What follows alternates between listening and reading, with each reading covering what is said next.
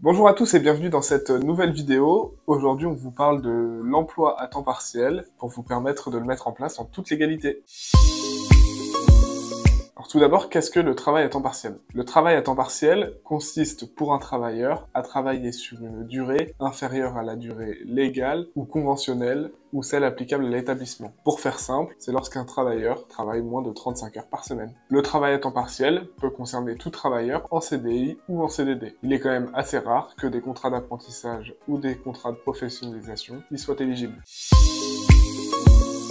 Comment mettre en place le travail à temps partiel? Bien souvent, le travail à temps partiel est mis en place une fois que le salarié en fait la demande. Il faut toutefois bien veiller à en informer l'inspection du travail en amont. Souvent, c'est le salarié qui demande à être en temps partiel avant sa prise de poste. Toutefois, il peut arriver qu'en cours d'exécution d'un contrat, un salarié à temps plein demande à son employeur de travailler à temps partiel. Lorsque c'est le salarié qui demande à passer à temps partiel, il doit demander à l'employeur au moins 6 mois avant la date d'effet la possibilité ou non de modifier son contrat. L'employeur dispose alors de 3 mois pour répondre à son salarié. L'employeur peut l'accepter ou le refuser. Lorsque c'est l'employeur qui propose au salarié de passer à temps partiel, cela est possible, mais il faut obligatoirement l'accord du salarié. L'employeur ne peut pas forcer son salarié à passer à temps partiel. Il faut bien retenir que le salarié qui travaille à temps partiel a la possibilité à tout moment de demander à son employeur à passer à temps plein à la condition qu'un emploi soit disponible. L'employeur doit tenir à jour une liste des emplois disponibles à temps plein. En cas de difficulté économique, l'employeur peut inciter de manière un peu plus directe ses salariés à passer à temps partiel. Cela suppose la négociation d'un accord collectif avec l'ensemble des salariés pour définir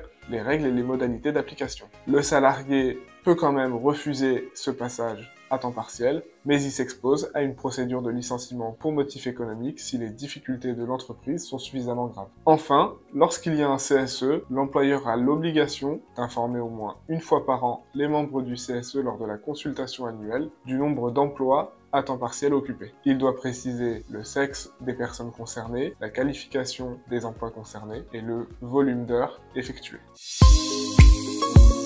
Quels sont les différences et points communs entre un emploi à temps plein et un emploi à temps partiel? De manière générale, un salarié à temps partiel dispose des mêmes droits qu'un salarié à temps plein. Les cotisations d'un salarié à temps partiel sont les mêmes qu'un salarié à temps plein. Toutefois, les bases de cotisation divergent puisqu'on calcule souvent les cotisations sur le salaire mensuel. Le salaire mensuel d'un salarié à temps partiel étant proratisé, les bases de cotisation en sont réduites. Pour l'ancienneté, on calcule l'ancienneté de la même manière qu'un salarié à temps plein. Les périodes non travaillées sont prises en compte dans le calcul de l'ancienneté. La période d'essai d'un salarié à temps partiel et d'un salarié à temps plein est exactement la même.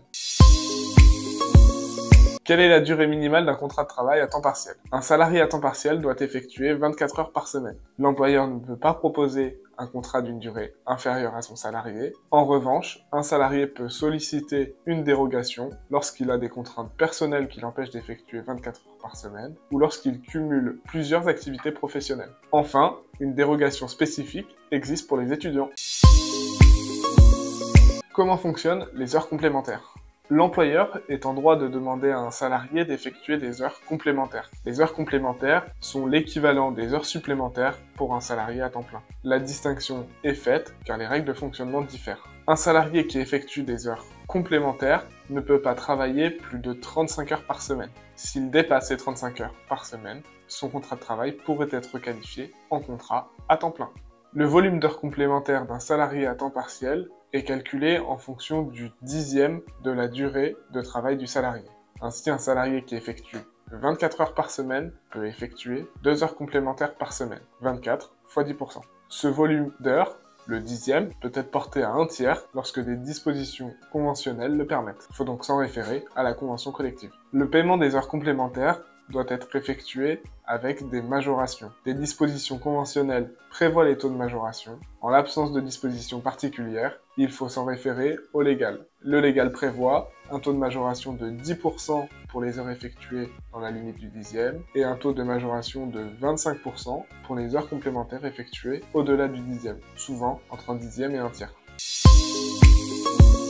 Les congés payés d'un salarié à temps partiel sont exactement les mêmes qu'un salarié à temps plein. Salarié à temps partiel cumule donc 30 jours ouvrables de congés payés par an ou 25 jours ouvrés de congés payés par an, et le décompte est fait en tenant compte des périodes travaillées et non travaillées. Une semaine égale 6 jours ouvrables de décompté ou 5 jours ouvrés de décompté.